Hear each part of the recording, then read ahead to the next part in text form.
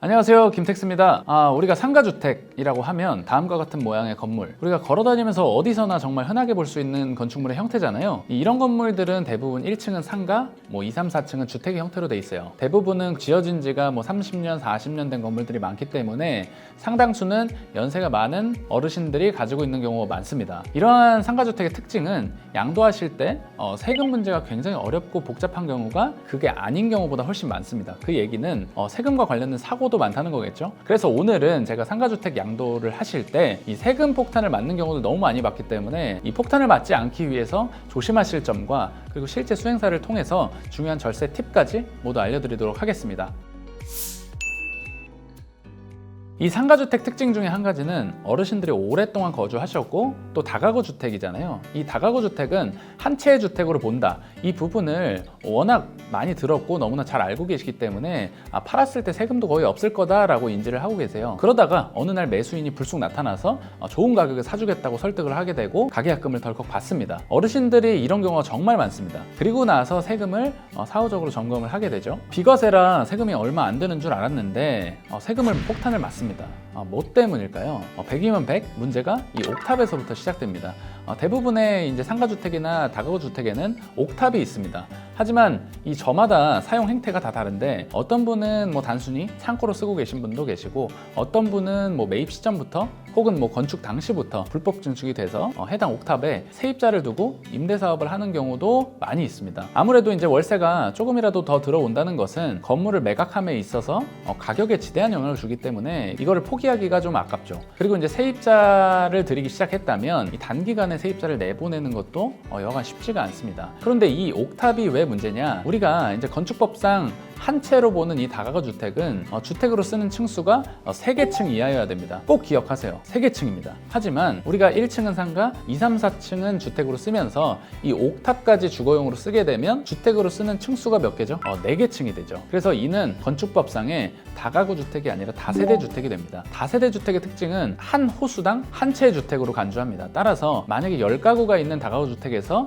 4개 층을 주택으로 쓰게 되면 이는 1가구 10주택자가 되는 겁니다. 그래서 이를 양도하게 되면 9개 호실은 과세, 1개 호실만 비과세. 그래서 세금 차이가 어마어마하겠죠? 아니다. 우리는 세입자가 나간 지 벌써 2년, 3년 됐다. 또는 우리는 전입신고 안 하고 거주를 하는데 어떻게 문제가 될 수 있겠냐. 이 소득세법에서 정의하는 주택의 의미를 아실 필요가 있어요. 2024년도에 일부 개정이 됐는데 이렇게 규정하고 있습니다. 주택이란 허가 여부나 어떤 공부상의 용도 구분과 관계없이 세대의 구성원이 독립된 주거 생활을 할 수 있는 구조로서 대통령령으로 정하는 구조를 갖춰 사실상 주거용으로 사용하는 건물을 말한다. 우리가 이제 사람이 당장 살지 않더라도 위생시설이나 취사시설 그리고 냉난방 시설 등을 갖추고 있다면 주택으로 볼 수 있다라는 얘기입니다. 종전에 이제 임차인이 전입신고를 한 이력이 있거나 재산세가 옥탑 면적에도 부과되고 있거나 개별주택 가격 고시자료를 봤더니 옥탑 면적이 다 포함되어 있다든지 이런 자료들을 국세청이 모두 알 수가 있습니다. 그리고 이제 건물을 철거하지 않는 한 국세청에서 현장 확인도 충분히 나와서 볼 수 있는 이야기입니다. 그러면 어떻게 해야 됩니까? 라고 했을 때 위 사실관계가 좀 명확하다면 설마 안 걸리지 않을까? 이런 도박을 하지 마시고 이 불법 증축한 옥탑을